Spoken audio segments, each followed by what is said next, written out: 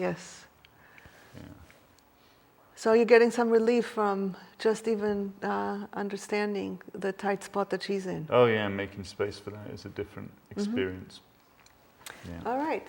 Now, I want to see, because one of the principles that we say is that just about any situation can be transformed from both sides.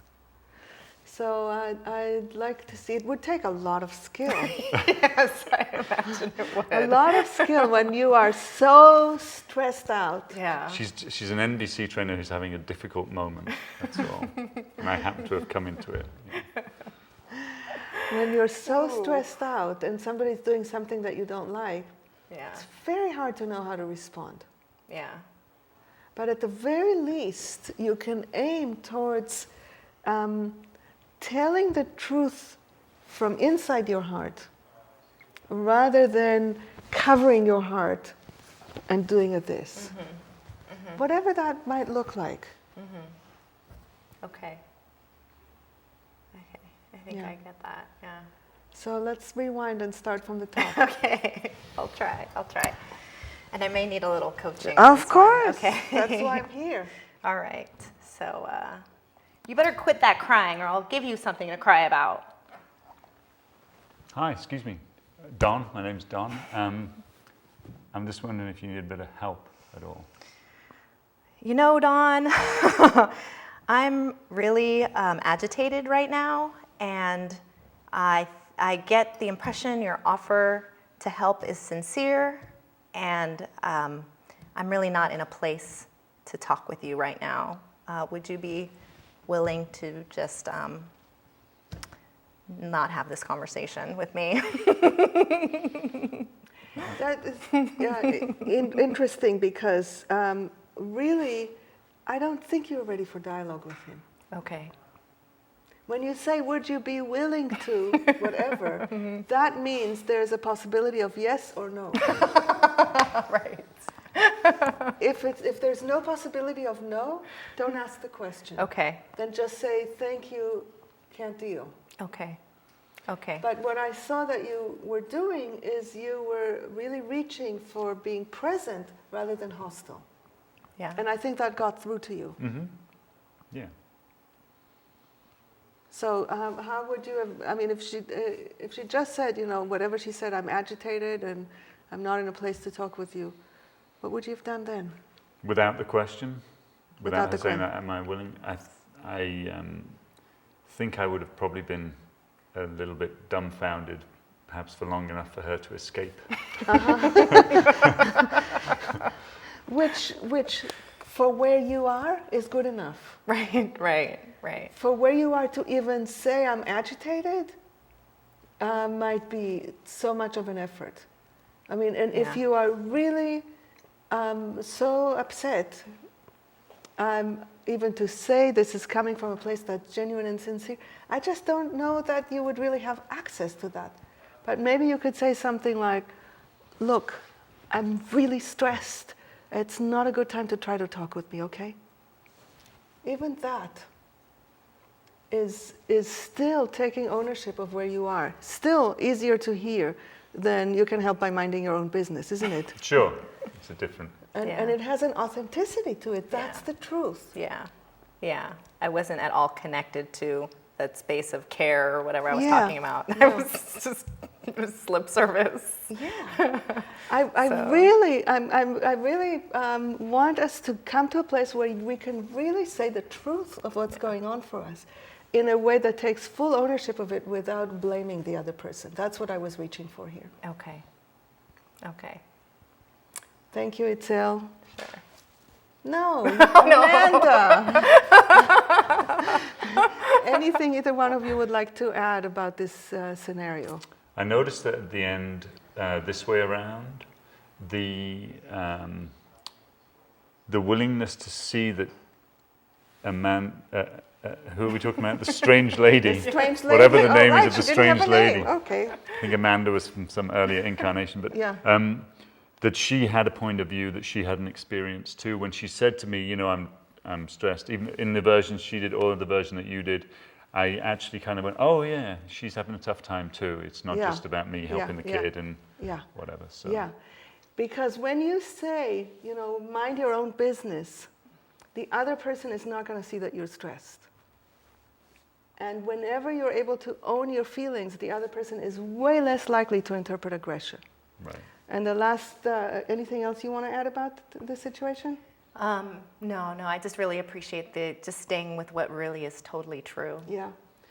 Because the last tip that I want to give everybody watching this is that the same thing applies like this. If you see somebody that is acting aggressive, there's probably something going on for them that they're hiding.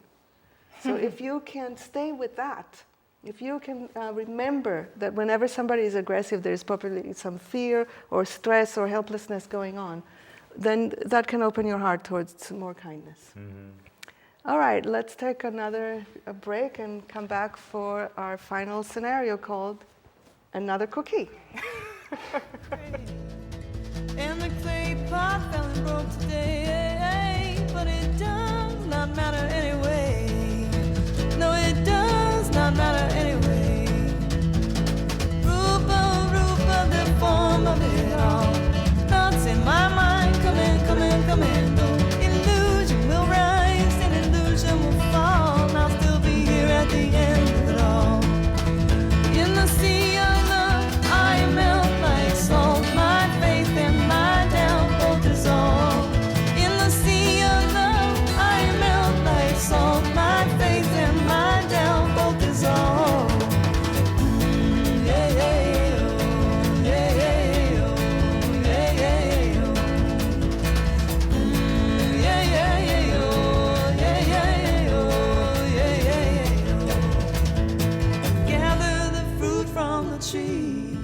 Break it open and find the seed. Break the seed open and what do you see? Nothing.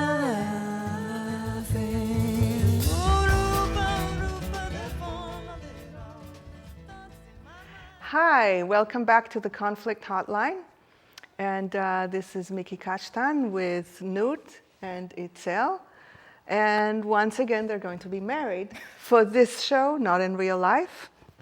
And so this is Leo and Maria, and watch what happens. You're not having another cookie, are you? What do you mean?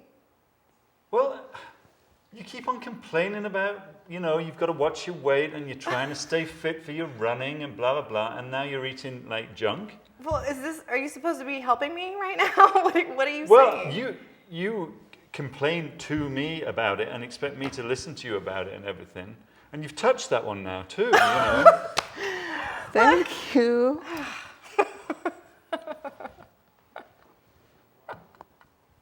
I'm the dream husband. Of course.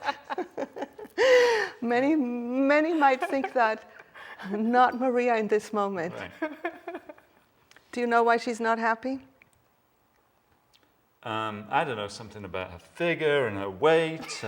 No, why she's not happy with you in this moment? Oh.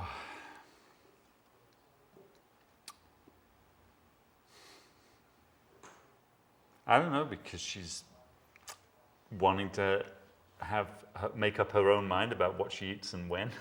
Yeah.